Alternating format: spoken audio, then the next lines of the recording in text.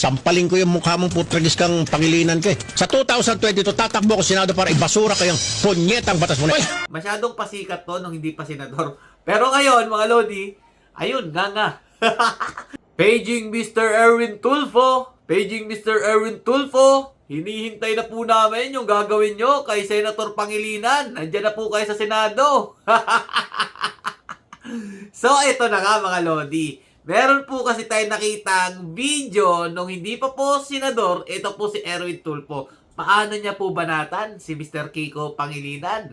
Dahil nga po dito sa Juvenile Justice Law, talaga naman pong nakitaan po natin siya ng potensyal na mapunta siya sa Senado at abangan po kung ano pong gagawin ni Senator Erwin Tulfo kapag nanalo nga po siya noong 2022. Eto na po mga Lodi, nanalo na siya. Pero hindi pa rin niya ginagawa. Eto, balikan po muna natin kung gaano po kaporsigido si Senator Erwin Tulfo dito po kay Kiko Pangilinan about sa Juvenile Justice Law. Ito po. Sampaling ko yung mukha mong putragis kang pangilinan ka eh. Sampaling ko yung mukha mong putragis kang pangilinan ka eh. Sampaling ko yung mukha mong putragis kang pangilinan ka eh. Dagdag ka pa sa problema ng bayan natin imbis na makatulong yung batas mo. Ibasura yung batas mo. Sa 2022, tatakbo ko Senado para ibasura kayang punyetang batas mo na.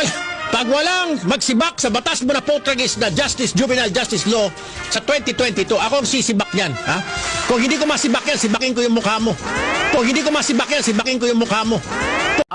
Ayun na, Senator Erwin Tulfo. Ngayon, senador ka na. Ano na? Nasampal mo ba? Nasibak mo ba? Yan ang sinasabi ko sa inyo, mga Lodi. Masyadong pasikat to nung hindi pa senador. Pero ngayon, mga Lodi, ayun, nga. Nga po tayo. Kasi nga, inaabang-abangan po natin kung anong gagawin talaga nitong magkapatid na Tulfo sa Senado. Yun pala, mga Lodi, magiging ulupong lang din po pala dyan. Pabigat lang din sa Senado eh.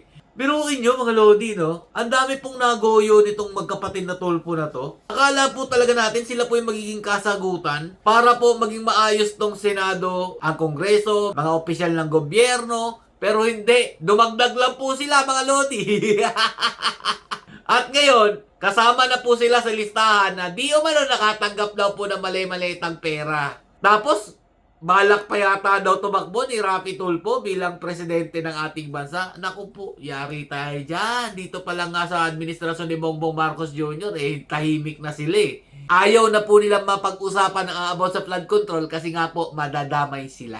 Gantong klaseng tao na dapat pong iniiwasan natin na maging politiko. Sana po ito na po yung huli. Na makaposisyon po ito magkapatid na to. At wag na po sanang madagdagan pa ng gantong klaseng kapulpol na opisyal ng gobyerno na magaling lang kapag wala pa sa pwesto. Pero kapag nakaupo na, parang wala na pong pinangako sa taong bayan kung bakit po sila dapat nandyan sa kanilang kinatatayuan.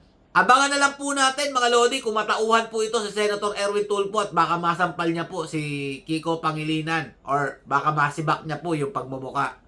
Pero malabo na po mangyari yan kasi isa na po siya sa sumasang-ayon na tama lang naman daw po ang Juvenile Justice Law na pinapasa ni Kiko Pangilinan. Mga hindot kayo.